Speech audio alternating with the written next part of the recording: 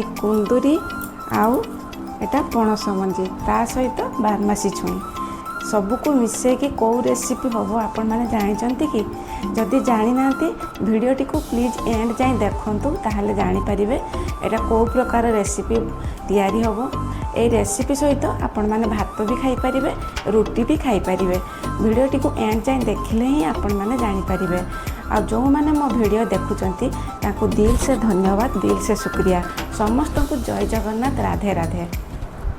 देखंतु केते सुंदर देखा जाउची पूरा मेंची मेंची टाइप रो हबो आ कम तेल मसला रे तैयारी होई जबो घरोई सामग्री रे। एबे लक्ष्य करंतु कुंदुरी नेचे आ टमाटो नेचे पणस मंजी ता सहित बारमासी छुई गोटे बारमासी छुई जदि आपण माने एबे न पाउचंती सेटा को स्किप कर देबे किंतु बारमासी छुई पकेले बहुत बढ़िया टेस्ट आसीबो।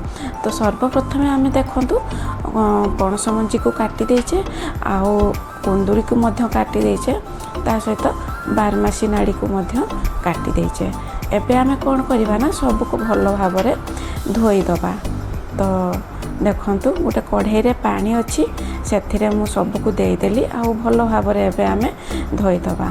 तो गैस ऑन करके आ गोटे कढ़ाई मु बसई देछि से देखंतु सोरष तेल गोटे टेबल स्पून देली ता सहित जीरा देदेली मसला रे देखंतु पुस्त नहीं बादाम नहीं एबे तेल टिके गरम होला परे जीरा देइथिली जीरा फुटी गला परे एबे प्याज गोटे को स्लाइस करके काटिकी रखिथिली सेटा को एबे देदेली ताकू टिके आमे भलो भाव में भाजी दबा।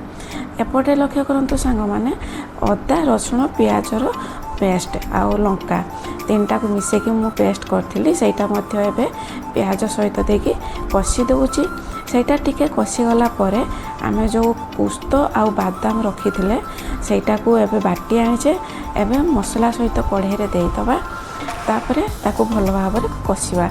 एबे देखंतु बेसिक मसला रे आमे हळदी गुंड धनिया पाउडर जीरा पाउडर आउ आवश्यक अनुसार रेड चिली पाउडर टिके कलर हवा पाई देलु। तो ताकू आमे एबे भल भाव में मिसई दबु आउ टिके कषिबु किछि समय पानी जते बेले सुखी आसीबो सेते बेले आमे परिबा सब को दबु। एबे लक्ष्य करंतु सांग माने ता सहित आपण माने गोटे टमाटो को पकई देबे टमाटो पकेले तरकारी फ्लेवर बहुत बढ़िया आसीबो। तो एही भलिया रेसिपी देखिया पई आपण माने मो चैनल को सब्सक्राइब कर दियंतु आ पाखरे थिबा बेल आइकन को दबे दियंतु जहाँकि मोर नुआ नुआ वीडियो सर्वप्रथमे आपण मान को पाखरे जाई पहुँची पारिबो। एबे लक्ष्य करंतु सांग माने मसलाटा होई जाइछि एबे आमे जो परिबा सब को काटिकी रखिथिलु कढ़ाई रे देई दबु आ ताकू भलो भाव में मिसई दबु। ता सहित देखंतु आलू गुटे मध्य मु काटिकी देइछि एमिति स्क्वायर साइज रे छोट छोट करिकी काटिकी देबे जहाँकि भल भाव में कुंदुरी सहित मिसी जिवो। एबे लक्ष्य करंतु सांग माने ता सहित आमे आवश्यक अनुसार टिके लुण पकई देलु लुण पकईकी भल भाव में आमे एबे मिसई देउछु।